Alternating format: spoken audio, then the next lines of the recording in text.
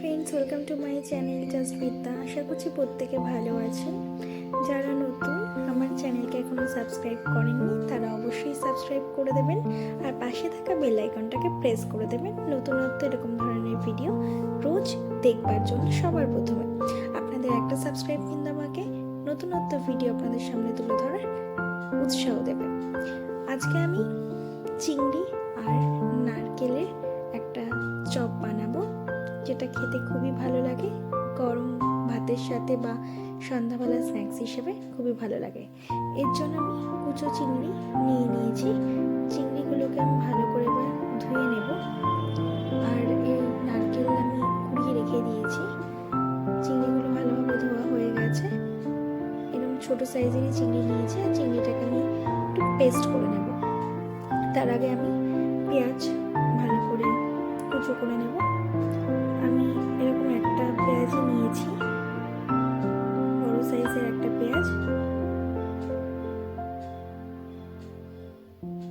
এবার আমি পেঁয়াজটাকে ধুয়ে নিয়েছি। এবার আমি পেঁয়াজটাকে ভালো করে কুচো কুচো করে কেটে নেব।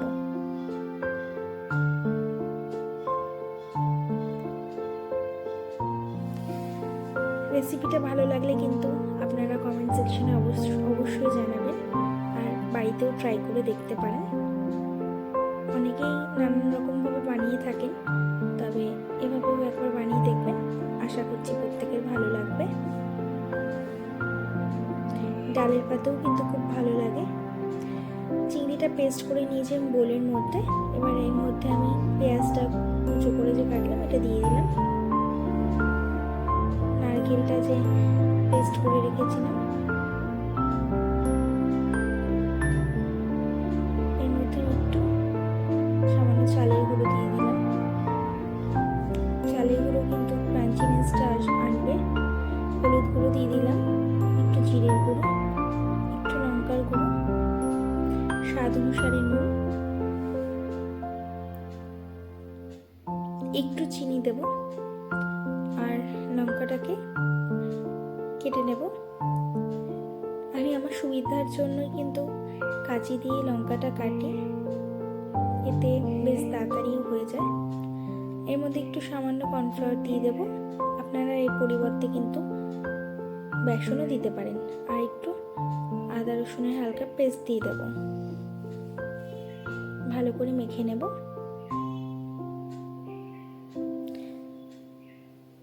যতক্ষণ না এর একটা গোল শেপ মতন আনতে পারছি ততক্ষণ অবধি ভালো করে মেখে নেবেন। দেখবেন যেন ফেটে না যায় এবং ভালোভাবে যেন গোল হয়ে যায়।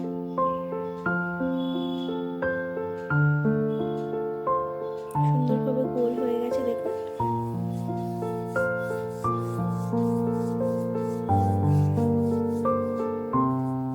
বিভিন্ন রকম শেপ আপনারা দিতে পারেন, গোল, লম্বা বা যেটা ইচ্ছা সেরকম শেপই দিতে পারেন।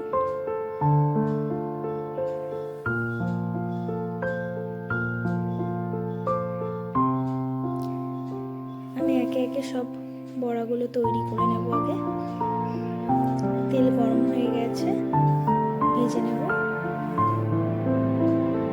তেলটাকে কিন্তু অবশ্যই খুব গরম করে তবেই ছাড়বেন, নাহলে লেগে যেতে পারে।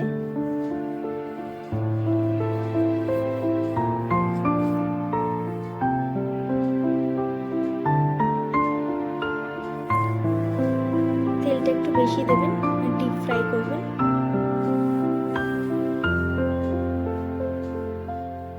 হালকা হাতে নাড়াচাড়া করে একটু চেপে চেপে দিতে হবে, যাতে এর ভিতরটাও ভালোভাবে ভাজা হয়ে যায়। আর অবশ্যই লো ফ্লেমে ভাজবেন, যাতে পুড়ে না যায় আর ভিতরটাও কাঁচা না থাকে।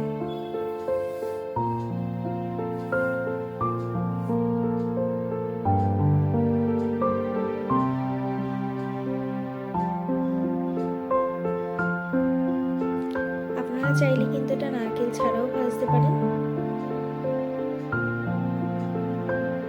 ভালোভাবে লাল করে ভাজা হয়ে গেছে, এবার আমি তুলে নেব।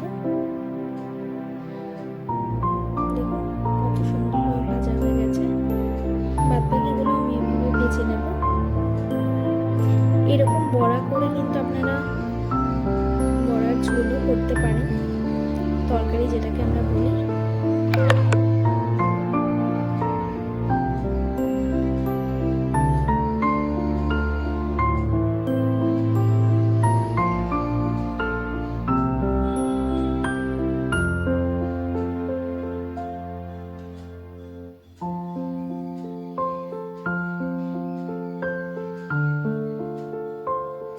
নারকেলটা স্কিপও করতে পারেন।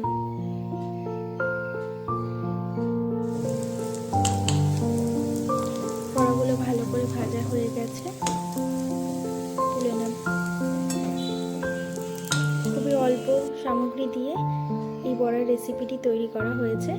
আপনাদেরও যদি ভালো লাগে অবশ্যই বাড়িতে ট্রাই করে দেখতে পারেন। আর দেখুন কতটা সুন্দর ভাবে এটা ভেঙেও গেল, ক্রিস্পি হয়েছে কতটা সুন্দর।